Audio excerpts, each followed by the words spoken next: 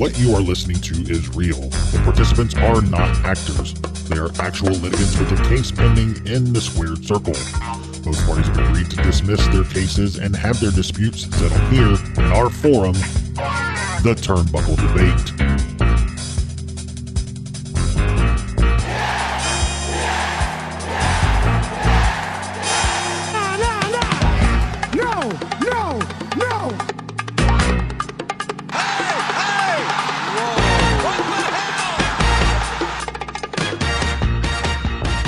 Everyone, welcome back to another edition of the Turnbuckle Debate. My name is Sneed.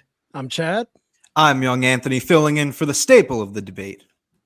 And our special guest returning again from the CHICK FOLEY Show, Seth. What's going on, man? Hey, what's up, guys? Very happy to be here.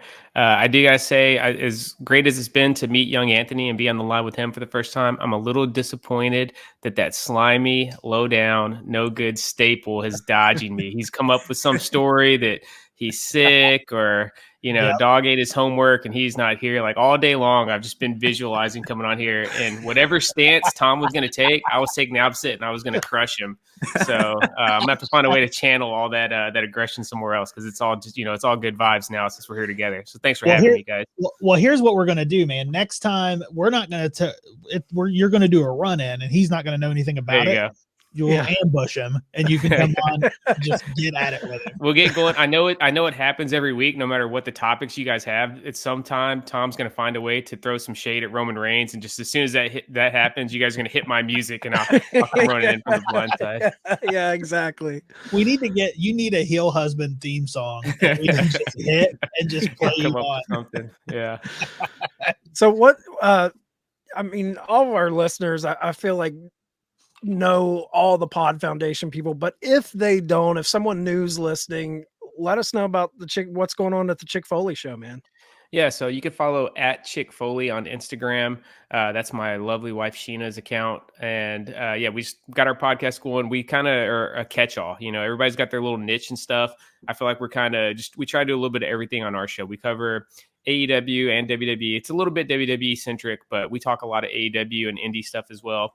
And then we like to hit the wrestling figure world as well, talk about that stuff and everything too. So you can find us every week, typically on Fridays, but we kind of been playing around a little bit with the release schedule the last couple of weeks. We got our good buddy Marco, the MVP of the Pod Foundation, with us. And then the Fig God, Jordan Wells, has been jumping in as well. And from time to time, you'll hear the rest of the Pod Foundation fam jumping on there for some guest appearances. So yeah, check it out. Check out the IG account. Again, it's at Chick Foley on Instagram. That's a great show. Everybody definitely go check it out. Give it a follow. It's a great Absolutely. show. All right. Well, you're no stranger to it, Seth. You're no stranger to it, Anthony. I think we should probably just get into it. Are you guys ready to get? Let's do it. Let's do it. All right. So our first topic of the evening: will Triple H ever work for another promotion or start his own promotion outside of WWE? This is a very interesting question.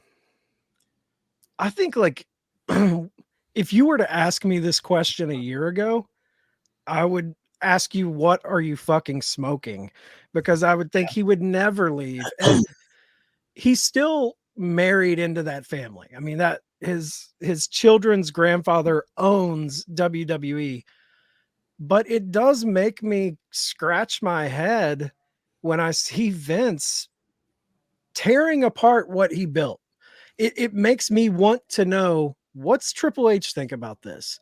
Because it doesn't seem like these were just moves and it's kind of a coincidence that this is happening. It seems targeted. I mean, he's going through getting rid of not only the wrestlers that Triple H kind of helped build, but the whole movement itself, the look, the feel, that was all Triple H's baby, the whole vibe, he's completely dismantled. He's dismantled the writing team in the back, a lot of Triple H's right-hand guys. So it does make me think,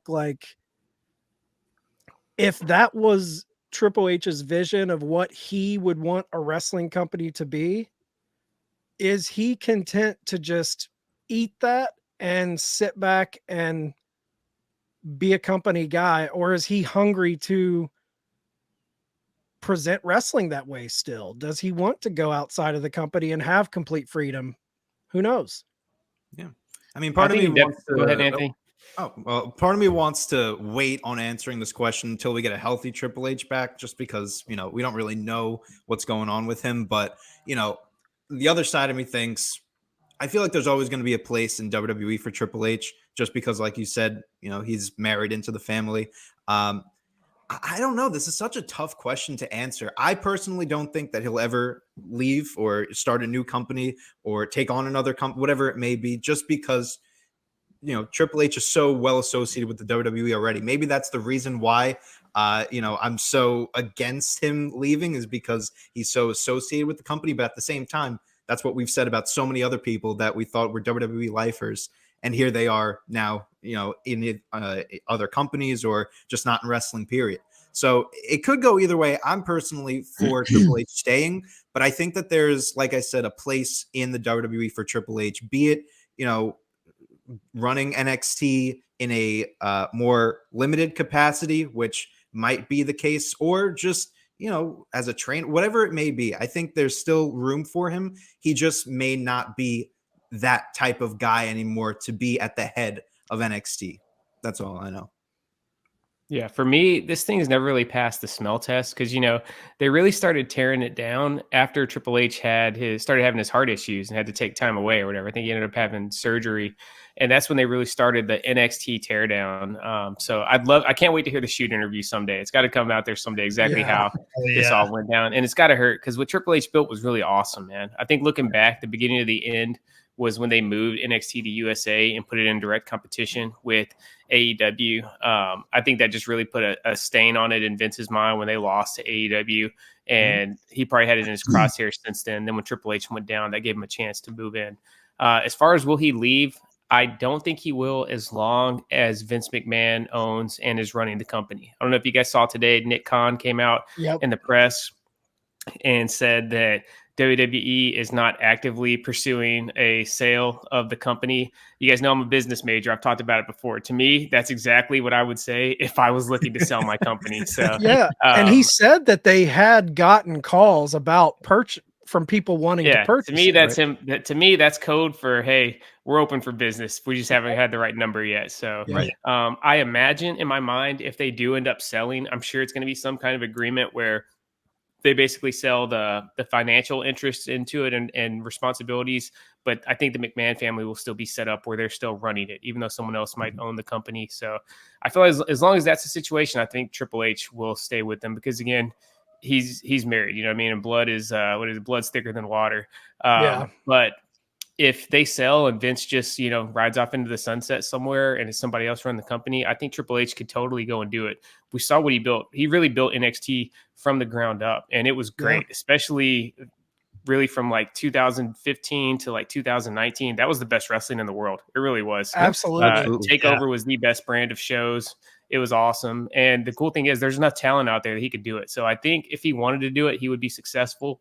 But I don't see it happening as long as Vince McMahon is still running WWE. I just think he's still going to be loyal to Pop. Yeah. I don't think, as far as Triple H ever working for another promotion, I don't think that'll ever happen. I don't think he ever goes and works for another promotion. As far as starting his own promotion, I don't think he would start anything to rival WWE, whether Vince is still running the ship or not. But I think I could see him maybe running something like an OVW or an FCW. Like a feeder league again. Kind of do it, and him running that and doing a feeder league. And if they want to take people from it, fine. But I feel like that's something he could do to just have fun and still have his creative outlet that he was doing with NXT. If anything, I think that's what he would do. Do I think it would happen? Probably not. But if we're picking an answer for the question as to whether he would, I think that would be something he could do. Seth, to your point about like NXT just being the best wrestling around that time period of like 2015 to 2019, like absolutely. I remember like watching when I was younger, Anthony, and just thinking like this is some completely different stuff than I've ever watched, up until that point. But the fact is, you also have to consider that NXT, the whole point of it was to be developmental. And I think that got lost in the shuffle along that 2015 to 2019 period when a lot of those indie guys and the New Japan guys were leaving.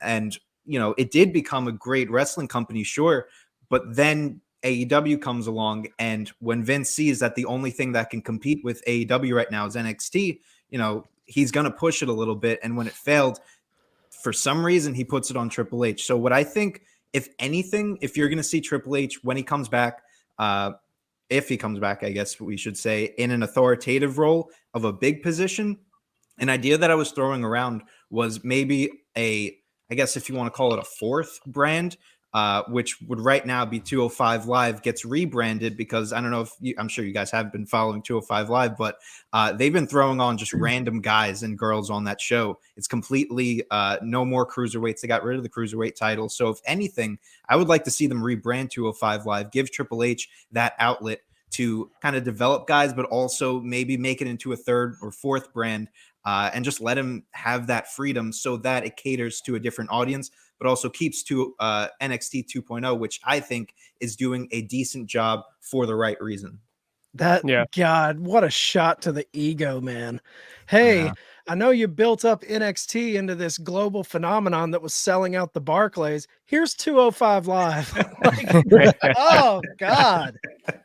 Oh, hey, there's man, also still NXT UK. I feel like they're kind of just like I feel like Vince kind of forgot they existed because they're really kind of carrying the torch for the original NXT. It's still got the same vibe and the that's same a sleeper feel. company, man. Absolutely. They put on great. I love great NXT matches. UK. I regretfully I don't follow it as closely as I should, just because there's so much wrestling out there. But anytime I sit down and get like the Peacock alert or something to check it out, like I always enjoy what I see. So hope maybe they can just Triple H can just change his name and go under a disguise and show up and just start running NXT UK for a while. One of the things I think about with you guys talking about NXT and how good it was and how it was the best product in the world at the time, like I'm totally with you. Like I was kind of down on wrestling during that time, and when it came around, it was my AEW at that time. Like it was what made me still love wrestling was the NXT product.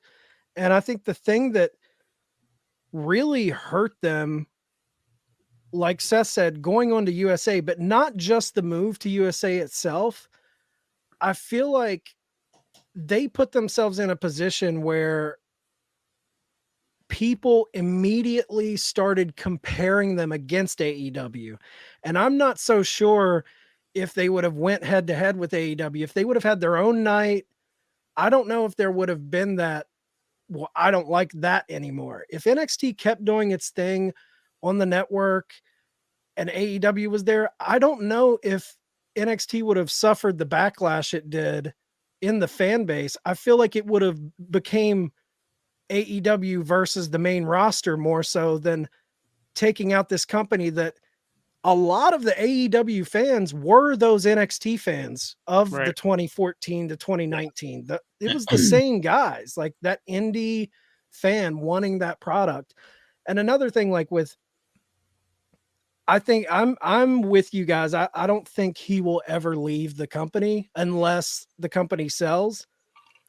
And the biggest thing for me is that Vince, we know how Vince is. When Vince got the WCW thing soiled him with AEW beating NXT, he takes things personal. If his son-in-law leaves and starts his own company, I don't think that's going to be a supported move. Like He'll I sign think that every indie wrestler in the country.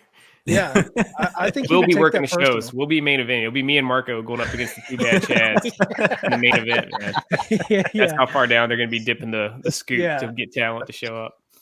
Yeah. All right. Does anybody have anything final to say before we move on to the next topic? Nope. All right. Let's go ahead and move on to our next topic of the evening. And Seth, this is the topic that you brought to the table, and it is, does AEW need a Rumble equivalent? I'll let you kick this one off. I'm kind of looking at AEW's landscape of pay-per-views, right? 4 pay-per-views a year. We all love that. It makes them all feel huge. You got, Revolution, Double or Nothing, All Out, and Full Gear. But one thing about it, all 4 of those shows are pretty much just like straight up wrestling shows. We're going to throw 8 to 11 matches at you.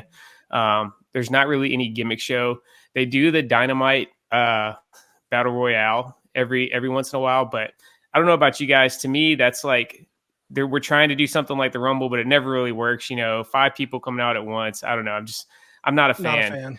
I Me feel either. like they need a 5th pay-per-view, right? I feel like the fans are ready for it. We're ready to pay for it. We're ready to sit down and drink some beer and have some good food one more night out of the year for a huge show. And I think we need a big gimmick show akin to the Royal Rumble, something to maybe set up for who's going to challenge for the AEW championship at All Out. I feel like we need something in July, right? Because we got Double or Nothing, which is the huge show, and All Out's the huge show, but there's 4 months in between with nothing. What I want to bring back, we know AEW loves some good NWA, WCW nostalgia.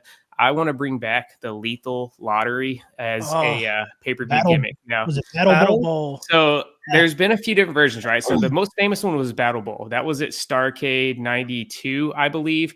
And that was where they randomly selected tag teams. And then the winning teams competed in a 20-man battle royal at the end of the night. And then the last 2 guys fought one-on-one. I don't like that format. There's another format that Jim Cornette used in Smoky Mountain Wrestling. It was actually a tournament, right? So you take 16 of your top guys, and then it's divide them up into 8 teams. It's single elimination tournament, one night, King of the Ring style. And then immediately after the last match of the tournament, the winning team goes head to head, one-on-one. And then the winner gets, a title shot or whatever at the next pay-per-view. So it maybe doesn't even necessarily need to be a pay-per-view. It could be like a huge version of Dynamite that you do to set up like Double or Nothing or All Out. But I just think it'd be a great show and a great way to bring back a classic gimmick. One thing they got to do, though, if you listen to really set it off, if you listen to Tony Schiavone's show and assume he's telling the truth, when they did Lethal Lottery, it was a shoot. They really did just randomly draw names out of a hat, and that's who went in tag team. You got to kayfabe this thing, man. You know what I mean? We need to see like Cody and Sammy G teaming up. We need to see Hangman and Kenny Omega reunited for one night only. You really got to kayfabe it and weave the storylines into the tournament. I think that's the way you make it entertaining. And I just think it'd be cool.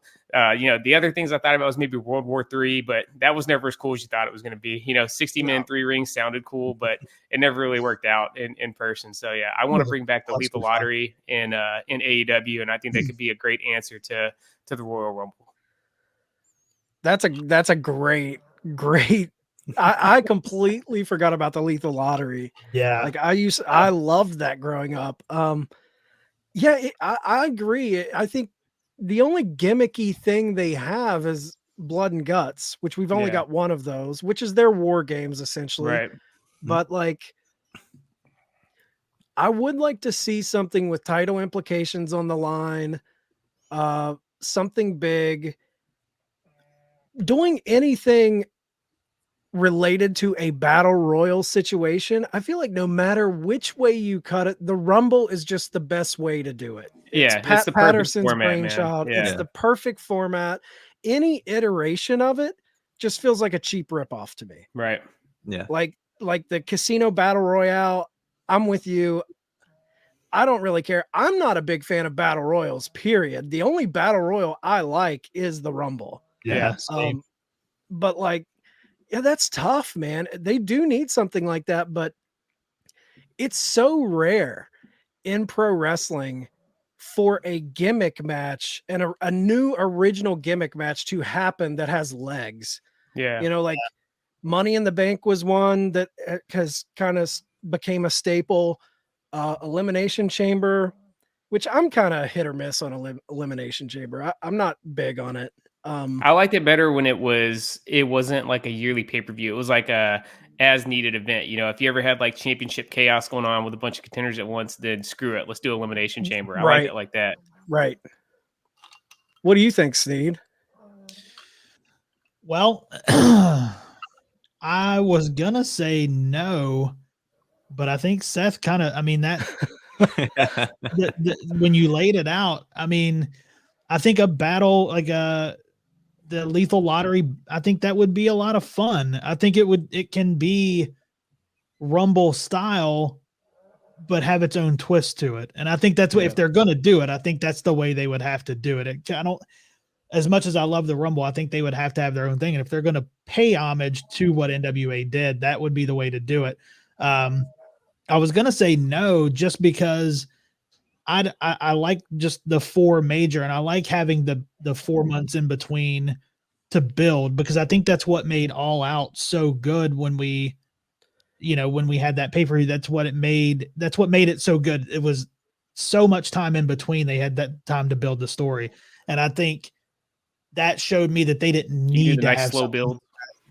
Yeah. It showed me they didn't have to have that to do it. Of course, it'd be fun. A gimmick match is fun. But if they do it the way you laid it out, I mean, I would almost be on board for it. It's so hard, like not to cut young Anthony or anybody off, but like it's so hard if you think about it, because I think take the Rumble out of the equation.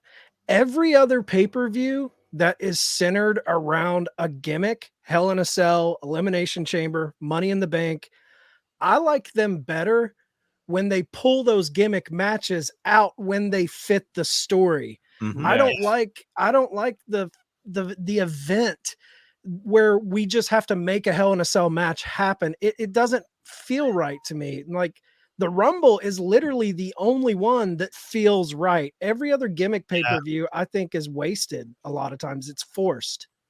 Yeah, absolutely. I love, Seth, your idea as well, even though I have no idea what you were talking about until you explained it. I thought it was Young Anthony. Young Anthony, ladies and gentlemen. But no, I thought it was great. I think it makes sense, especially if you kayfabe it and you get those different matchups. Like, it works. I do like that AEW brings out those gimmick matches when they're needed. I think they could come up with better reasons as to when they're needed. Like, they just had the ladder match that Hangman Page won. They do a casino battle royale every once in a while. I think they just throw them every once in a while. Like, I would like to see more of a reason for it. Like we've been saying, I don't like when it's October, we need to see Hell in a Cell. I like to see Hell in a Cell when it's worth seeing Hell in a Cell. So I think when a casino battle royale is warranted, there should be a reason for it. But I do think at the same time that something that is kind of an annual tournament or an event or whatever it may be, I don't think you need to make a whole pay-per-view around it. I think the 4 works well. Also, to Sneed, your point of having that time in between, that makes All Out really worthwhile. But to that point, I would like to see, if you have that amount of time, I know this is kind of going off topic, but in that case, you really should make All Out your number 1 pay-per-view. That's my only gripe with AEW, is that they don't have their top pay-per-view. Maybe that's what they're going for, with each pay-per-view being equal, but that's another topic to be discussed. But yeah, I agree with you. I think we really do need something once a year that's kind of your Rumble equivalent. And I think it could work. Anything you do, the tournament idea is great. I hate battle royals, especially if you're watching them live. I was at Survivor Series and they did that battle royal, and it was fucking awful to watch live. Elbow. You can't pay attention to anything. Elbow. Yeah. But yeah, yeah, a lot of that. Yeah, but I think they do need something. I would like to see it be really creative, or take something from the past and make it new. I have a question for you guys. Okay, so we're talking about one night tournaments or some sort of big event. Is the Owen Cup going to kind of become something like that? Is the Owen Cup going to become this annual thing that we look forward to crown someone to win the Owen? Yeah, I've thought about that. I was hoping we get some more details on it by now.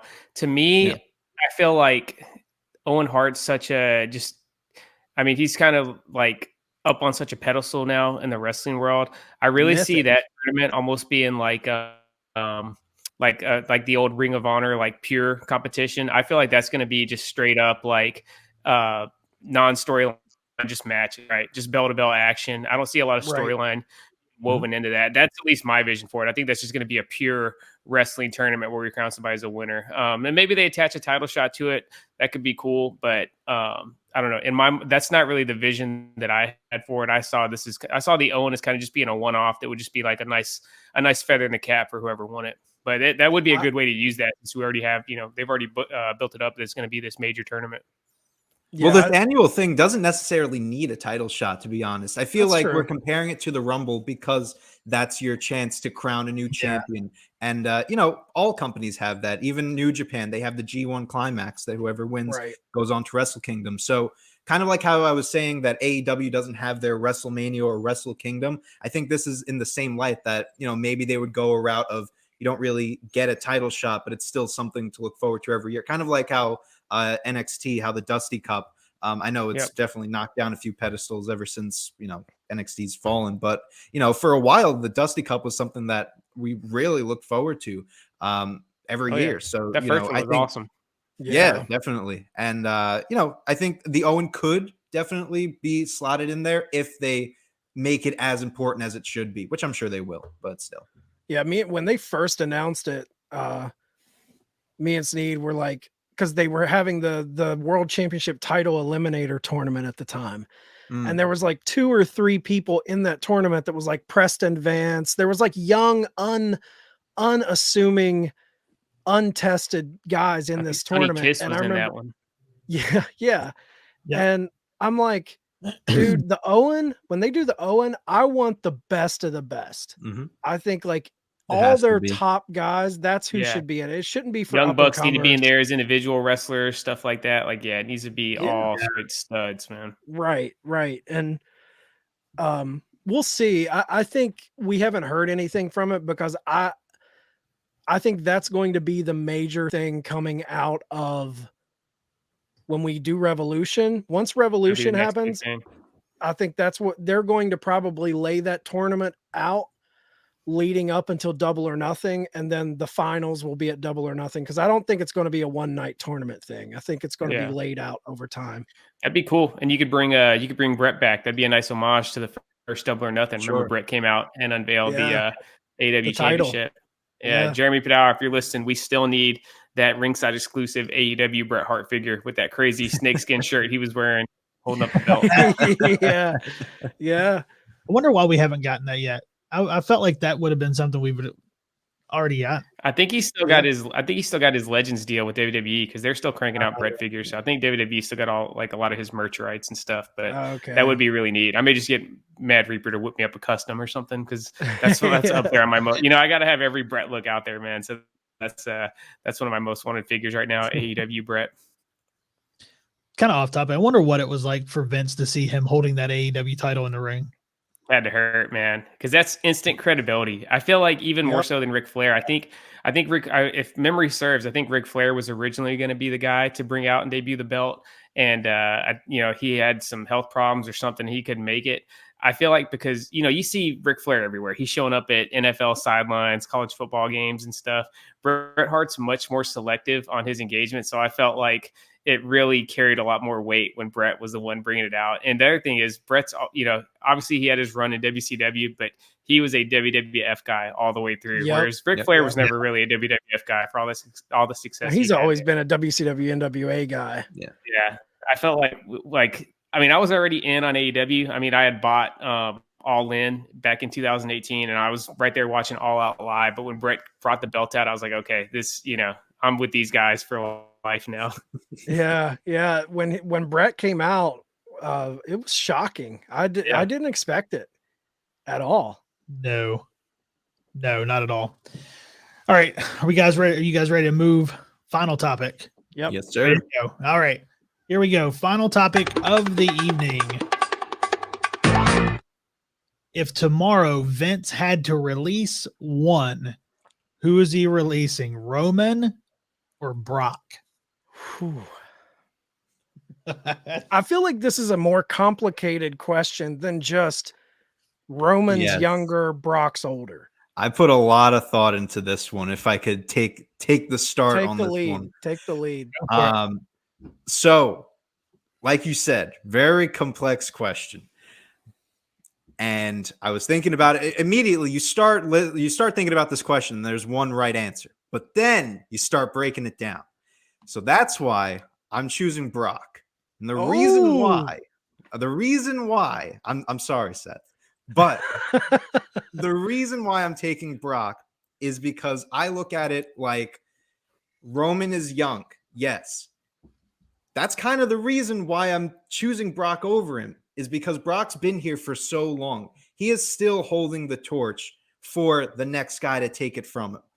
I think Roman is right there to be the next guy. But like I said, he's still, within that 30 to 35 range. If I'm WWE, I keep Brock around because how old is Brock now? Around 40? 44. 44.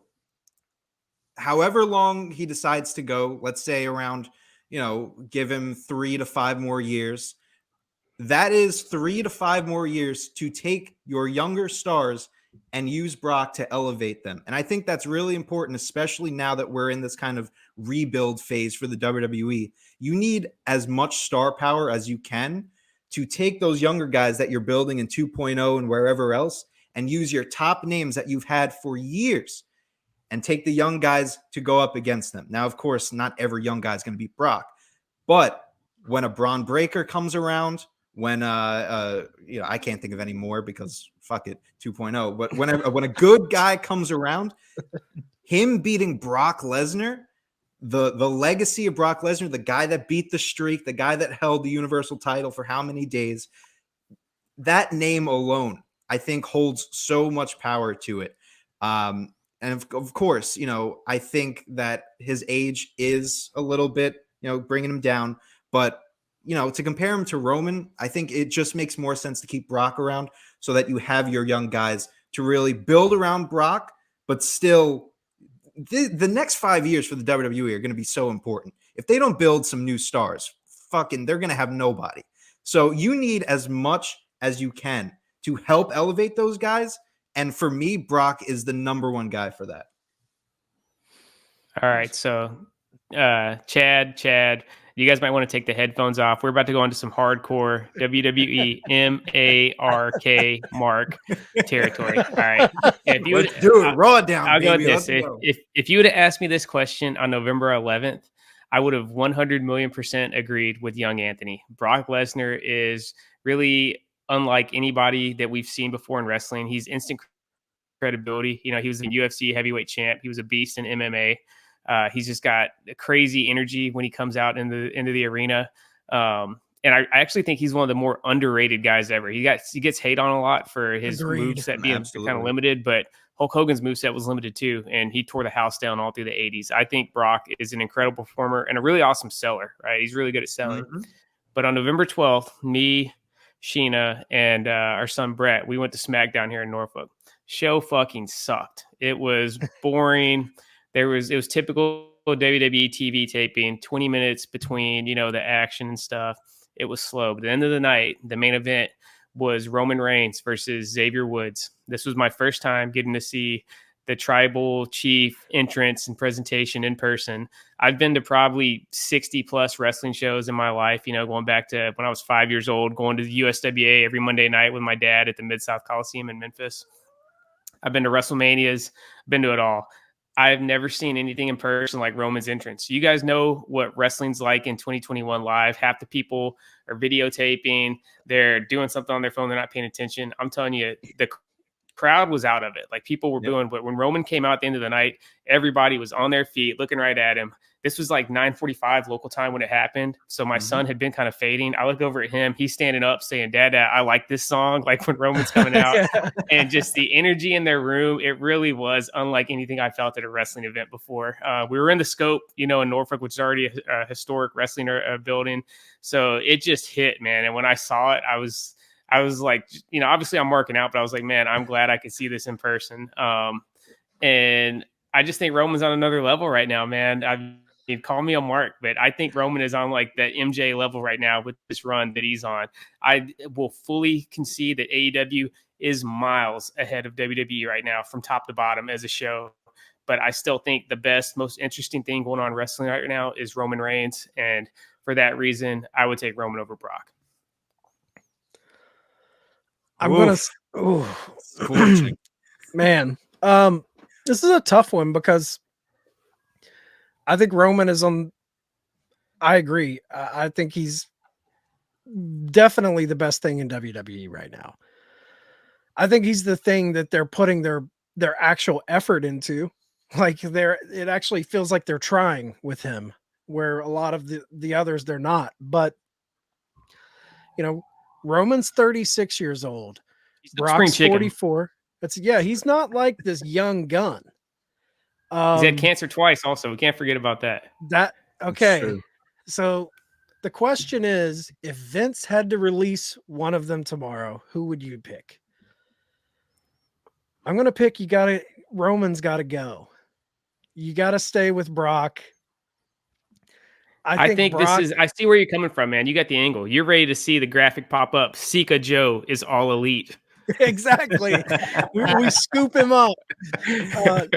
No, but like, here's my worry, and I'm just looking at it from all angles, not just who's better in the ring. I'm looking at it from every angle. I'm not convinced Roman is going to be wrestling in 4 or 5 years.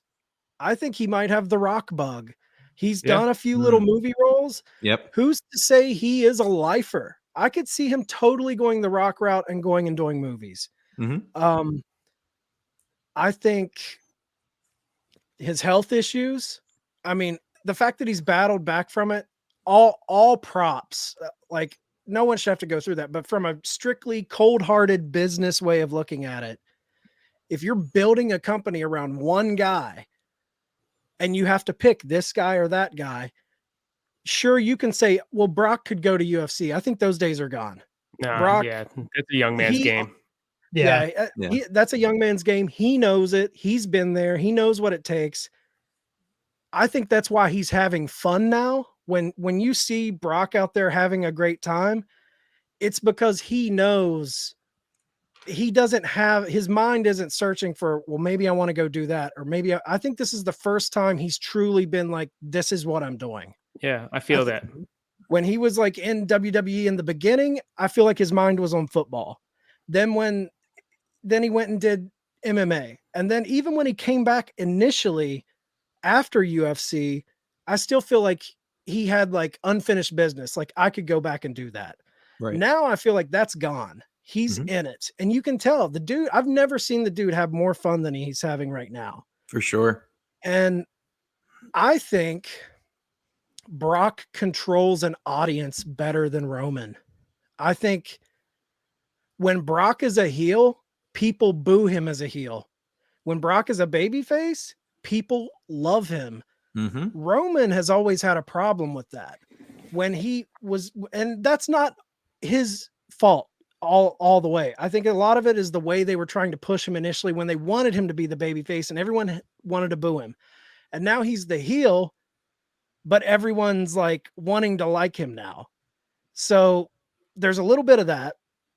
I think Brock elevates people. And this is to Seth talking about how good of a seller Brock is. I think Brock elevates his opponents unlike anyone. Yep. Where I think Roman, he can elevate his opponents, but I think Roman's best stuff is always when he's with people that elevate him. Yeah, definitely. But yeah, you could go either way. They're definitely the two biggest blue chippers WWE's had. And I think you brought up some fair points, Chad, about the health thing. Like, yeah, Roman's obviously thriving right now. He kicked cancer's ass, but we don't know if he's going to have the legs to still be at his peak at, 44, 45, 46, like we're seeing guys like Brock, like AJ Styles do nowadays. So, right. Yeah, that's definitely a fair concern that he just may not have the longevity there that you might get out of a Brock. And Chad, you made a great point about, him maybe not even wrestling in the next few years to go, pull a Rock, go Hollywood. The WWE isn't in the business of making mainstream guys anymore. They don't want another Rock. They don't want another Cena. They want to focus and make sure that the number one thing that is surrounding the WWE is the name, the WWE. And for me, I agree with you. I see Roman going and doing movies very soon, honestly. I think he said it. Didn't he do an interview where he said, I only see myself wrestling 5 more years? Yeah, for sure. Yeah. And when Vince sees that, it's like, you're kind of leaving me high and dry. I need someone who's going to stay around for a while. And for me, that's Brock. What else is Brock? What is Brock going to star in the next Fast and Furious movie? No, he's wrestling. That's what I was going to say. When you look at Roman, I mean, all the ladies love Roman. It's Jason Momoa part 2. My girlfriend loves Roman Reigns. Exactly. Like, he's a good looking dude. He's like something off a romance novel, man. Like, he's built for the movies. Brock is just some jughead from Saskatchewan, like he's not going to the movies. For sure. Yeah, Sneed's computer froze up. He said he's going to be right back. But yeah, I was talking too much about Roman Reigns. He was just like, "Fuck this, I'm out." Yeah, he's like, "I got to get out of here." I mean, it really is a difficult question though, because like, I think the more knee jerk obvious reaction is Roman. I mean, the Right. guy's at the peak of his powers. He's doing the best work he's ever done. Mhm. He has a history there. You know, the Shield history, that's a legit history. The guy came into the main roster with a bang. Like, he has these tie-ins with Seth Rollins. Like, if you lose him, you're kind of losing Seth Rollins' history a little bit. True. Yeah. Like, right now, they can't tap into a lot of their history because Mox isn't there. Yeah. So it's like, if you would lose Roman and Mox isn't there, then it's almost like this big epic thing that happened in your company. You can't tap into that anymore. Well, I think Roman being in his prime is also another reason to kind of stray away from him, because like I said, the next few years for the WWE are going to be important because you need to build up those next stars.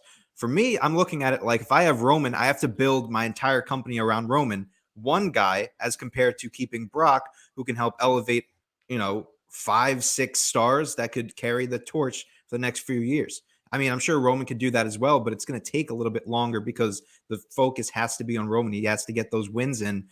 Of course, it'll make it better when someone eventually does beat him, but I think you need to do it soon. And that's why Brock, even though he's not really in his prime anymore, he's still doing some of the best work of his career. I think Canadian Cowboy Brock is amazing. I would, Brock. Yeah, Farmer Brock. Boot cut Brock, I think Matt from Extra Cooler said. Yeah. I think there's just a lot of positives keeping Brock around. But honestly, like you said, you could go either way. I would love to see Roman if, they go away with Brock. But, I would personally choose Brock.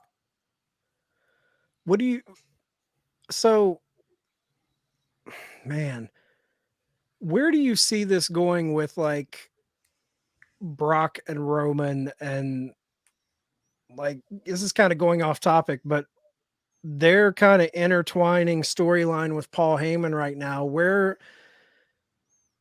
Where's that going? Because if he's the guy, you have to put Roman over, right? But like, where are they going with this? I feel like Heyman's going to go back. I feel like they're going to try. I don't know if they'll succeed. They probably won't. I feel like what they're going to try to do is by the time WrestleMania rolls around, they get Roman back in the babyface spot and have Brock as the heel with Paul Heyman. And I think we're finally going to see, they're going to try to finally give Roman like the babyface coronation moment at WrestleMania that he's always just kind of missed out on. I don't know how well they're going to be able to execute it. I mean, they've tried it so many times. They've tried it 4 different times and it never quite connected. So we'll see. But I think that's where it's going. I think they're going to try to somehow frame Brock as the heel. But he's just been so damn likable on this run that it's going to be tough to do. I think the road to WrestleMania is going to be really important for Roman because for me, if I'm booking it and from the way it's looking, you're going to start to see a lot more story and a lot more of a vulnerable Roman going forward because I feel like Brock is that one thing that he needs to conquer.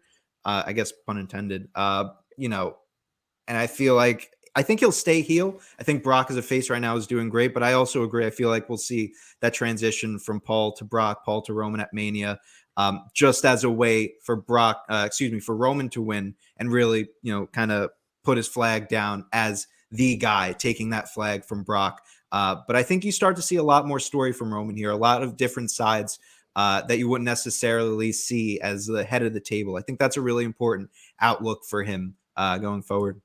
So Sneed, you cut out for a second. Yeah, I was. Who would you? I missed I missed a lot of the conversation. So I'll just so what I'll say. My pick for who is going to get cut. I cut Brock. I cut Brock and keep Roman. I keep Roman for the fact that I think he is going to be the person. I don't know if he's going to be there for a long time anymore. I agree with what you said, Chad, that we don't know how long he's going to be there. Right. I think Brock is set as a part-timer. I think Roman is, as of right now, a full-timer.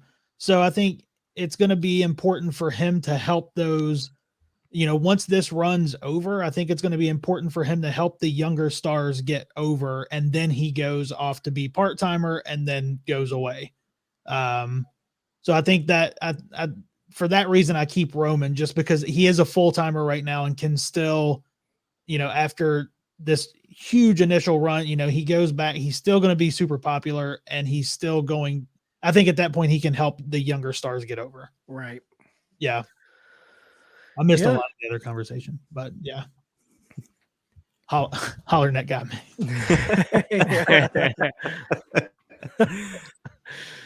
Well, this was a good question. I really like this one. A lot of different ways you can go about this one. Yep. And it's funny, Sneed and Seth go Roman, me and Anthony go Brock. Yeah, and to Seth's point also, like it's no secret, I'm not a big WWE fan. But there was a house show here back in November, and I had a free ticket, and I went late to the show just to see the main event, because I wanted to see Roman in a house show. I wanted to see how the crowd would respond to it, and it was kind of crazy to see. So, yeah, the guy's got it. He finally has it. Yeah. I think when they switched to the new entrance music shortly after WrestleMania last year, that was like the final piece, man, with that slow entrance and stuff. Like it was like a final boss was coming out for the fight at the end of the video game. Yeah. Yeah, it's a shame he didn't have that music at WrestleMania. I know I've brought it up so many times. I brought it up on this show before. I don't think Roman gets the kayfabe credit he deserves for stacking and pinning Daniel Bryan and Edge at the same time, man. It's true. It's been very few times in wrestling history they have just said, fuck it, we're going to put this guy over as absolutely strong as possible. Two first ballot Hall of Famers. And the thing about it is, he said on SmackDown the week before he was going to do it, he said, I'm going to smash him, I'm going to stack him, I'm going to pin him. And then he went out and did it, man. It was just, I still feel like, because that WrestleMania was still kind of weird. We were like half in, half out on the pandemic. Mm-hmm. And I feel like that one's going to kind of get lost in the sands of time as we go on. I don't feel like WWE is going to hype that one up too much. I feel like that was just a hell of an achievement for him in kayfabe. Totally. Absolutely. Yeah. Absolutely. You stack a legend and one of the arguably best technical wrestlers in the world right now at the same time. I mean, come on. You guys know in the Pod Foundation group chat, anytime you guys start going on about, or it's really Jordan, actually, like the Fig guy, Jordan Wells, he's the big Daniel Bryan fan, or Bryan Danielson fanboy in the group. Anytime he starts going on, I keep that shot of Roman standing tall at the Mania. Daniel Bryan and Edge are just laid out like they're freaking dead in the foreground. Roman's in the background with the belt. I don't ever say anything. I just throw that pick up in the group chat. Hey, picture's worth 1,000 words, buddy. Yeah, I love it. All right, guys. Well, Seth, tell everybody when and where they can find you guys on the Chick Foley Show. So again, just search Chick Foley Show on really any podcast platform out there. We're out there.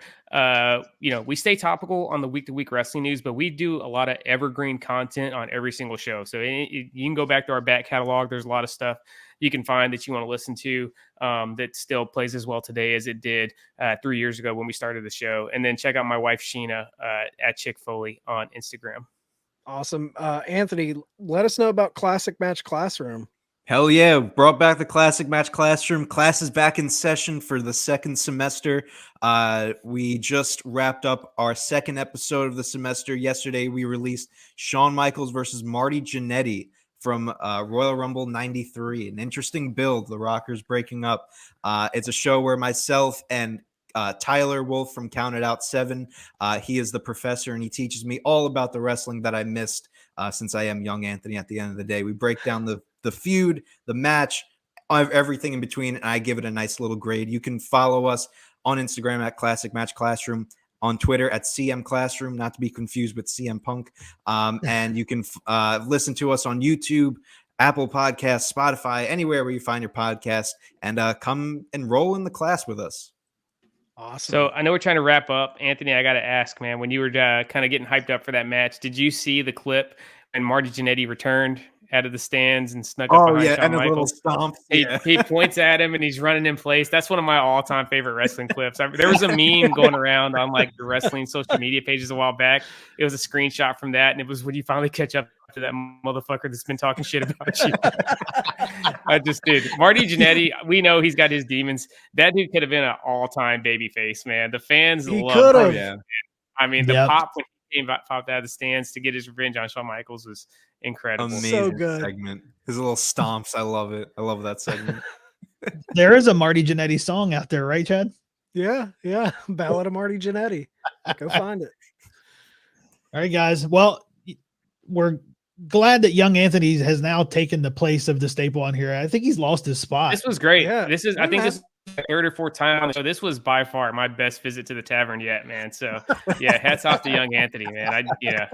Tom, if I get it, man. Just count Tom out anytime I'm coming on the show from now on. He did not want any of that Roman Reigns smoke this week. Hey, the run-in's gonna happen. Tom, It's going to needs to happen. be scared of that. All right, guys, that's going to wrap us up for this week. Make sure you guys are following everything on theturnbuckletavern.com. You'll see us. Follow Pod Foundation. Also, I would say at this point, Tom, get your stuff in, but Yeah, go. Turnbuckle Tavern. Yeah, go follow the Raw Down. yes, get the raw done in. Yeah, listen to the Raw Down. Every Tuesday, the video version is live. Every Wednesday, the podcast version you can find everywhere podcasts are found. Awesome. Court is dismissed.